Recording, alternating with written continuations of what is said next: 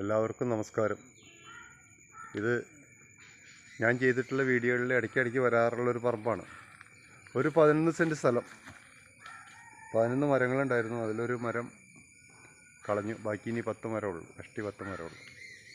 അത് 23 അടി 24 അടി അകലത്തിൽ വെച്ച് കൊടുത്തിരിക്കുന്നു, മരം വെച്ചിരിക്കുന്നു.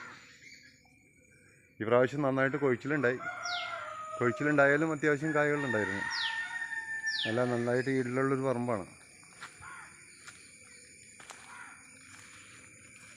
ഇത്. കാണാനായിട്ട് മനോഹരമായിട്ടുള്ളൊരു സ്ഥലമാണ്. ഒരു മതിൽക്കെട്ടിൻ്റെ ഉള്ളിൽ ആണ് ഈ 11 സെൻറ്റ് സ്ഥലം ഉള്ളത്. അതിൽ അത്യാവശ്യം ഈ കാണുന്ന 2 വലിയ മരങ്ങളിൽ നിന്ന് കാര്യമായിട്ടുള്ള ഈൽഡ് കിട്ടാറുള്ളതാണ്. 200 കിലോ 250 കിലോ ഒക്കെ കിട്ടിയിട്ടുള്ളൊരു മരമാണ് ഈ കാണുന്നത്. ഇതും അതെ, ഈ ലെഫ്റ്റിലും അതെ. ബാക്കിയൊക്കെ ഒരു 100 കിലോയിൽ താഴെയൊക്കെ ഉണ്ടാവാറുള്ളൂ. 1 ടണ്ണോളം കായ കിട്ടിയിട്ടുണ്ട് ഇതിൽ. ഈ വർഷം കിട്ടുമെന്നറിയില്ല.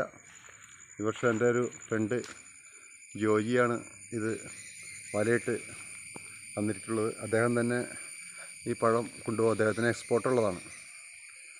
ഇത് എക്സ്പോർട്ട് ക്വാളിറ്റി പഴമാണ്.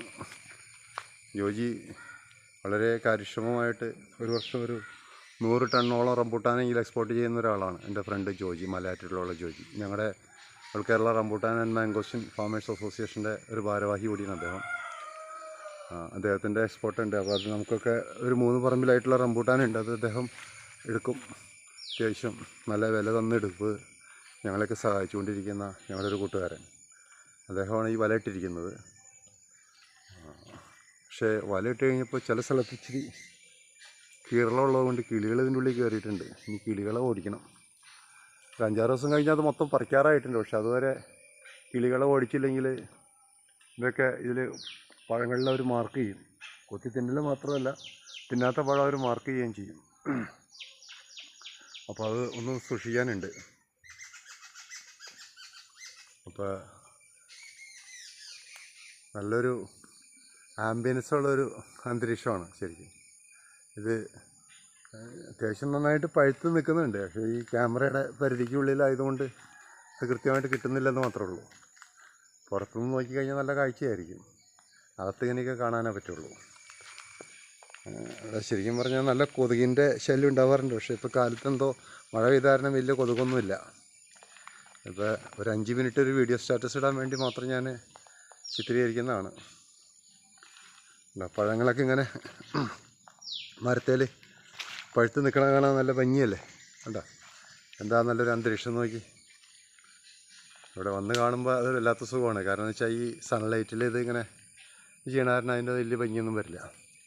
നേരിട്ട് കാണാൻ നല്ല സൗകര്യമാണ്.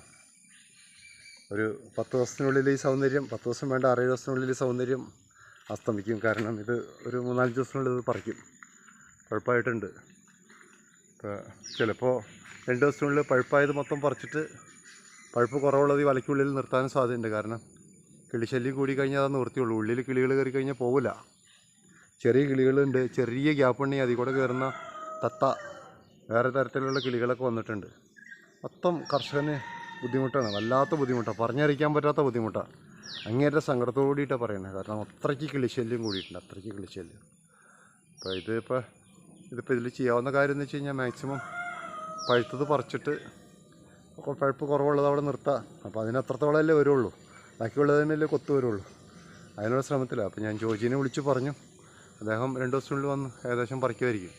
എന്നിട്ട് ബാക്കിയുള്ളത് അവിടെ നിർത്തും. അപ്പോൾ പിന്നെ അത്ര നഷ്ടം നമുക്ക് വരുള്ളൂ, അല്ലെങ്കിൽ പെരുത്ത നഷ്ടം വരും. കാരണം ഇതിലൊക്കെ മാർക്ക് ചെയ്യുക വരും. വന്നിട്ട് ഇത് ശരിക്കും ഒരു നല്ല കാഴ്ചയ്ക്കുള്ളതുണ്ട് ഇവിടെ. ശരി, ഈ റംബൂട്ടാൻ്റെ ഏറ്റവും വലിയ ആകർഷണം എന്ന് പറഞ്ഞാൽ പഴുത്ത് മൊത്തം വലയ്ക്കുള്ളിൽ നിൽക്കുന്ന സമയത്ത് നമുക്കതൊരു വല്ലാത്തൊരു പോസിറ്റീവ് എനർജി തരും. കാരണം നമ്മൾ ചെയ്ത ഒരു പ്രവൃത്തിക്ക് നല്ല ഫലം ഉണ്ടാവും. ഈ സമയത്ത് ഈ പ്രാവശ്യം ഒരുപാട് കായ ഉണ്ടായി. ശരിക്കും നിൽക്കുന്നത് ഈ കായ ഉണ്ടായതിൻ്റെ 4-1 കായ മാത്രമാണ് നിൽക്കുന്നത്. ബാക്കിയെല്ലാം കൊഴിഞ്ഞു പോയി.